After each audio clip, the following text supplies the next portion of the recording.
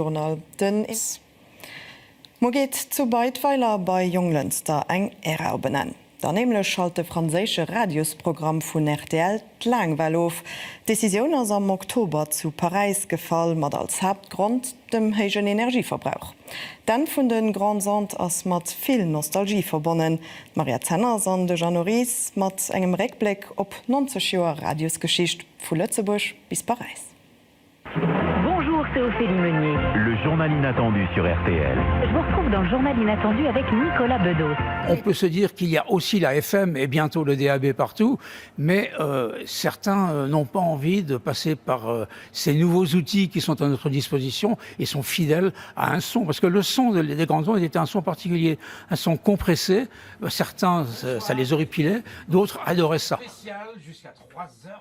1971 setzte Georges Lang am Studio mat de Jore goufien zu engem vun de Monumenter vun RTL Frankreich, e Mann den wie ken Äneren Stonnen iwwer d'Langweil erziele kann, Grand Ondes wie se am Hexagon soen. S'il n'y avait pas eu les grandes ondes, il n'y aurait pas eu mon émission ni de Georges Lang du tout, puisque la radio, c'était uniquement ces trois piliers qui sont derrière nous, Younglingster, qui retransmettaient tous les programmes qui venaient soit de Paris, soit de la Villa Louvigny. Moi, j'ai fait partie de l'équipe de la Villa Louvigny.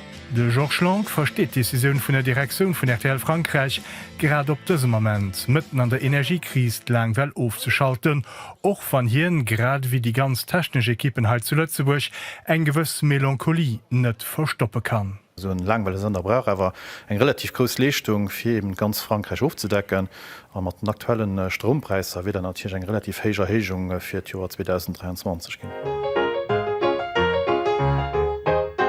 Ugefang huet alles am März 1933 an der Villa Louvigny mat Radio Luxembourg. Voici nos dernières informations mondiales et la revue de la presse internationale.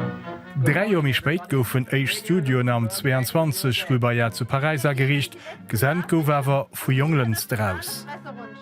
Wir hatten effektiv eng 5-6 anderen, die deelweis parallel ha gelaf sinn, der Techt vun der Langweil, iwwer Mëttelweiler noch Kurzwell. Hallo, ici Radio Luxembourg. Mes chers auditeurs. Decision op die historisch iwwer 200 Meter hége Antenne vu Beitweiler a Junglenstere Halle bleiwen oder ob se eventuell ëmgelecht gin ass na net gefall.